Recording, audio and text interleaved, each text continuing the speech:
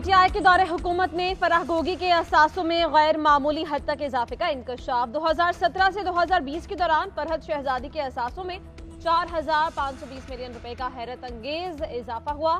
फराह गोगी 2020 में 950 मिलियन के असासों को तस्लीम कर चुकी हैं।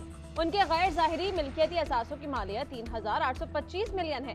3 सालों में जाहिरी असासों में 420%, जबकि गैर जाहिरी असासों में 15,300% इजाफा हुआ। तमाम असासे फराह गोगी के जाती मिल्कियत हैं। एहसन जमील गुज्जर और दीगर हिस्सेदारों के असासे अलहदा हैं।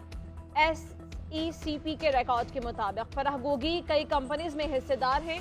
240 कनाल की कीमती जमीन चेयरमैन पीटीआई के फ्रंट पर्सन फराह गोगी को रिश्वत के तौर पर मुंतकिल की गई। रिश्वत के एवज बुशरा बीबी का जरिया आमदन ये था कि पंजाब के सूबे से अरबों रुपया कमाओ। अपने इख्तिदार को खत्म होता देखकर फरहद शहजादी और फराह गोगी और एहसन जमील गुज्जर को मुल्क से फरार करवाया, क्योंकि अगर वो तहकीकाती इदारों के हाथ आ जाते तो उन्होंने फराह ने फिर फर बोलना था। हमें कहते थे रसीदा कटो, भाई आप तो अब रसीदे निकाले भी तो आपका ये काला धन जस्टिफाई नहीं होता। मुझे बताएं ये कौन सा कारोबार है जो 420% रिटर्न देता है या 15,300% रिटर्न देता है? बताएं वो कौन सा कारोबार है। चेयरमैन पीटीआई ने फराह गोगी की करप्शन में सहूलतकारी की। फराह गोगी के कहने पर पंजाब के वजीर आला उस्मान बुज़दार को वजीर आला लगाया गया। पंजाब बुज़दार को वजीर आला बनाकर आंखों में धूल झोंकी गई। पीटीआई दौर में पंजाब में डमी वजीर आला लाया गया। फराह के गैर जाहिरी और जाहिरी असासों में इजाफा। चेयरमैन पीटीआई के दौर में हुआ। अताताड़ की प्रेस कॉन्फ्रेंस के दौरान गुफ्तगू। फिरदौस आशिकाबाद ने कहा चेयरमैन पीटीआई के करप्शन के खिलाफ नाम नेहाद बयानी की हकीकत आश्कार हो चुकी। करप्शन की अजब कहानी मीडिया पर चली। इख्तिदार के ऐवानों में आते ही फ्रंटमैनों को लूट मार की मुहिम सौंप दी गई। मुस्तफा कमाल बोले चेयरमैन पीटीआई ने हुकूमत से निकलने के बाद पहली प्रेस कॉन्फ्रेंस में ही फराह गोगी का दिफा किया। लोग समझ रहे थे कि चेयरमैन बताएंगे कि उन्होंने 4 साल क्या किया, मगर वो फराह गोगी का दिफा करते रहे।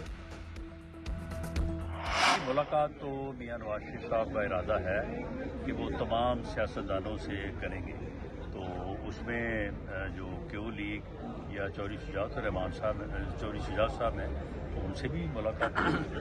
हम तमाम सियासी जमातों को साथ लेके चलना चाहते हैं और इसमें तमाम सियासी जमातें जो है वो शामिल हैं। नवाज शरीफ आइंदा इंतखाबात में ज़िमनी नहीं बल्कि जनरल नशिस्त पर इलेक्शन लड़ेंगे। शुबा है कि चेयरमैन पीटीआई को जेल में दवाई मिल रही है। रहनुमा नून लीग राना सनाउल्लाह कहते हैं आसिफ जरदारी को हक हासिल है कि लाहौर के वजीर आजम का रास्ता रोकें और लाड़काना के वजीर आजम की राह हमवार करें। नवाज शरीफ जल्द चौधरी शुजात हुसैन समेत दीगर सियासी जमातों के कायदीन से मुलाकातें करेंगे। नवाज शरीफ पार्टी कायद हैं और कायद ही रहेंगे।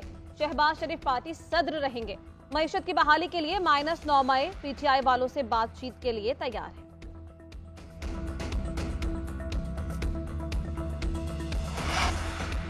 बलोचिस्तान की अहम सियासी शख्सियात नून लीग का हिस्सा बनने को तैयार। मियां नवाज शरीफ का 13 नवंबर तक बलोचिस्तान दौरे का प्लान। पीटीआई पार्टी जराये के मुताबिक नवाज शरीफ से अहम सियासी शख्सियत मुलाकातें करेंगी। बीएपी के साथ सीट एडजस्टमेंट माहिदे का ऐलान भी मुतवक्के। उधर लाहौर के गवर्नर हाउस में नवाज शरीफ की जेर सदारत लीगी रहनुमाओं की बड़ी बैठक।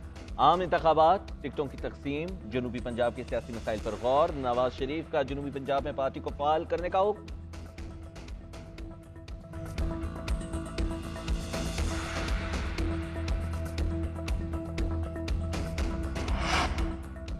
तासुर दिया जा रहा है कि नवाज शरीफ एक कौमी हुकूमत बनाने जा रहे हैं। हम एक नेशनल हुकूमत बनाएंगे ताकि इस गर्दाब से पाकिस्तान को निकाल सके। रहनुमा नून लीग जावेद लतीफ की प्रेस कॉन्फ्रेंस। कहा तमाम सियासी जमातों को लेवल प्लेइंग फील्ड मिलनी चाहिए। वोट को इज्जत दो का मतलब है कि आईनी इदारे आईनी हुदूद में रहकर काम करें।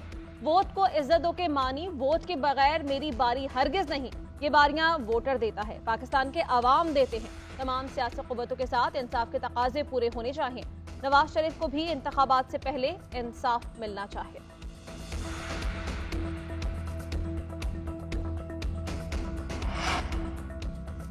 तहरीक इंसाफ की एक और विकेट गिर गई। गुलाम सरवर खान इस्तेहकाम में पाकिस्तान पार्टी में शामिल हो गए। चेयरमैन IPP जहांगीर तरीन और सदर अब्दुल अलीम खान ने पार्टी परचम थमाया।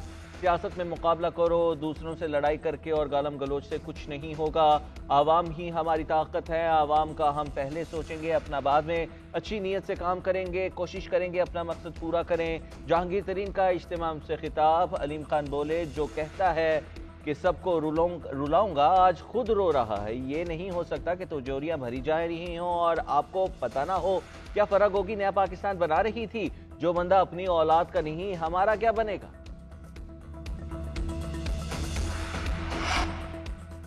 इलेक्शन तारीख आने के बाद सियासी जमातें मुतहरिक JUI का इंतखाबी मुहिम पंजाब से शुरू करने का फैसला। 12 नवंबर को मरी में जलसा करने का ऐलान। सूबाई तंजीम को मुतहरिक होने की हिदायत। नून लीग PDM सरबराह को बताए बगैर इंतखाबी मुआहिदे कर रही है। PDM इंतखाबी इत्तेहाद बनेगा या नहीं? मौलाना जल्द पार्टी इजलास बुलाएंगे।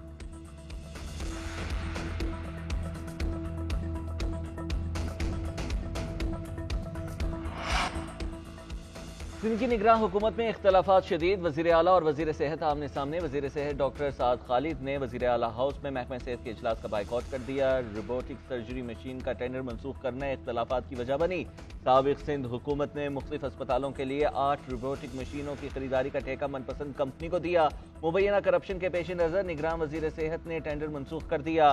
मामले की तहकीकात के लिए इंक्वायरी कमेटी भी बना दी। थरकोल एनर्जी बोर्ड के प्राइवेट मेंबर की तयनाती पर भी दोनों में तल्ख कलामी हो चुकी है।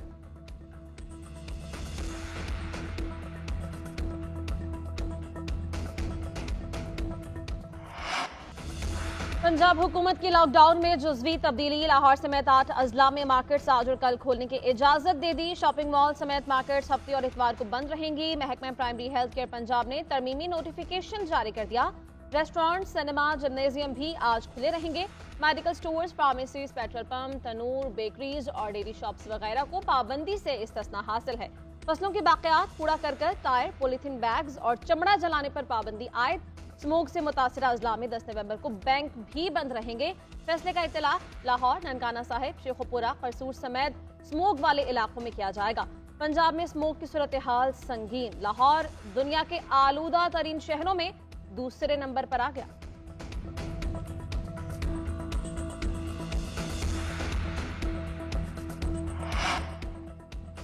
निगरान वज़ीर आज़म अनवारुल हक काकड़ का गजा में फौरी जंगबंदी का मुतालबा। कहते हैं गजा में बच्चों, खवातीन और मासूम लोगों को निशाना बनाया जा रहा है। गजा में फौरी जंगबंदी होनी चाहिए।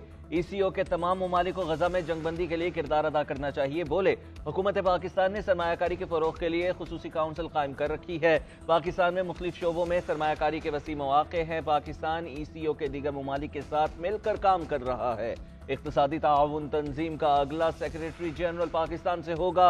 ECO खित्ते की तरक्की के लिए अहम फोरम है। खित्ते में तिजारती सरगर्मियों से ही तरक्की मुमकिन है। ECO फोरम को एक बाकायदा तंजीम की शक्ल देना होगी।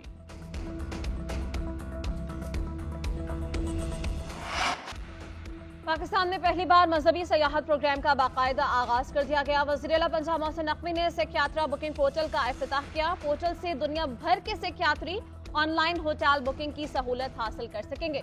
निगरान वज़ीर आला पंजाब मोहसिन नकवी ने कहा कि इस पोर्टल से सिख यात्रियों को पाकिस्तान आने पर कोई दुश्वारी नहीं होगी। सिख यात्रा बुकिंग पोर्टल के जरिए दुनिया भर से सिख यात्री ऑनलाइन होटल बुकिंग की सहूलत हासिल कर सकेंगे। सिख यात्रियों की भरपूर मेहमान नवाजी की जाएगी।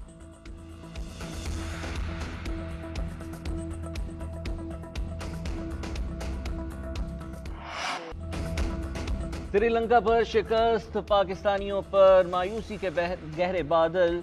172 रन के हदफ के ताक़ुब में न्यूजीलैंड की जारहाना बैटिंग। कीवी टीम ने एक विकेट पर 86 से जायद रन बना लिए। पहले खेलते हुए कीवी बॉलर्स के सामने लंकन बैटिंग लाइन रेत की दीवार साबित हुई। कोसल परेरेज 51 रन बनाकर टॉप स्कोरर रहे। पाकिस्तानी शायकीन मैच के दौरान बारिश के मुंतज़िर। 2 घंटे तक बारिश की वजह से मैच ना हुआ तो दोनों टीमों को एक एक पॉइंट मिल जाएगा। बादल मेहरबान रहे तो पाकिस्तानी टीम के वर्ल्ड कप सेमीफाइनल का रास्ता हमवार हो जाएगा।